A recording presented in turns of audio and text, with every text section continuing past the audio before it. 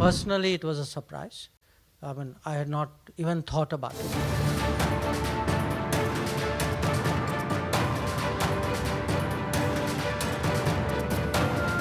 In my case, I didn't make the transition. Somebody else made the transition for me.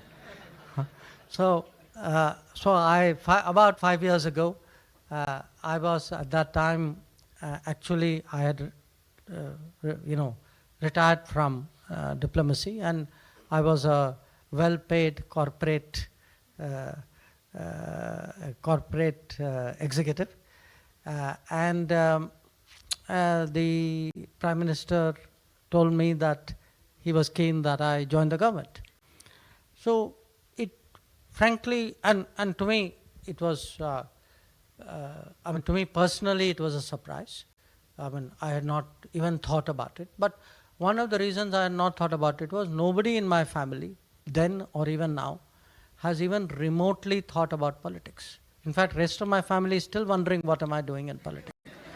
So it's not something I was prepared for at all, So then you ask me how, so did diplomacy teach you?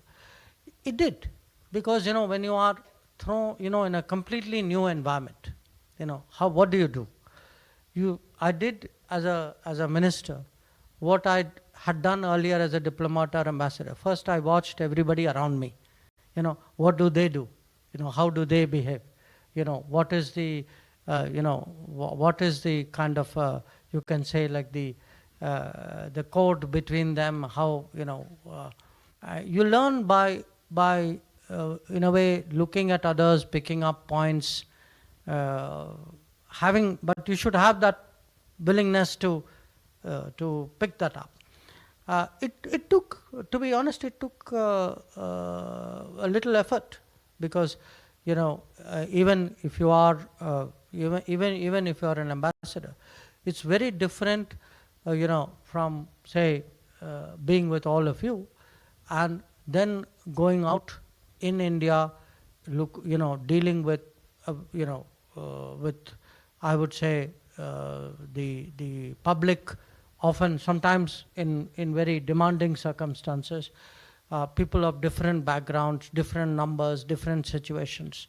So, and I must say, as someone who's still new in that line of work, what it actually opened up my eyes about what politicians do, and what politics is about, what public service is about. It's a very, very demanding, very taxing thing. But there is also the satisfaction of a very different level, that you may have made decisions or may have contributed somewhere, which has actually changed, something very big for a large, as I say, I look back at some of the big challenges of the last 5 years, you say, okay, I also had my little bit to add to it. It's also something you will remember all your life. So, one part of me, after almost 5 years now, has internalized it. One part of me is still sort of reflecting on it. But the last question, because it flows from this, this idea that does politics hurt development? It depends what kind of politics, because that same political motivation, exhortation, it can also be in a way, a force of change.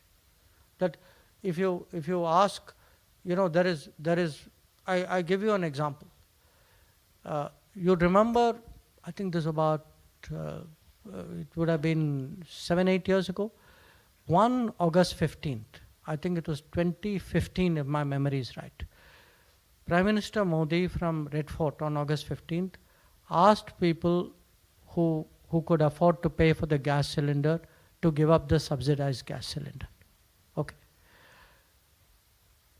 Remember, you are actually telling people to make, in a way, some kind of economic sacrifice. The sacrifice may not be big, but now it's actually, you could say, they did it because there is a kind of respect for a political level call. And as a result, actually, literally millions of people gave up their gas cylinders and gave it up to people who were deserving. Now, again, because often we, and we maybe partly because of previous experience, we tend to think of politics as though it's a kind of a burden or a negative force, or it takes your time, it wastes your energy. That's a kind of feeling which I think in a way you didn't say it, but I could sense it. Okay, I would say, and maybe 5 years ago I would have been like you, But today I feel, look, I've seen the positive side of it.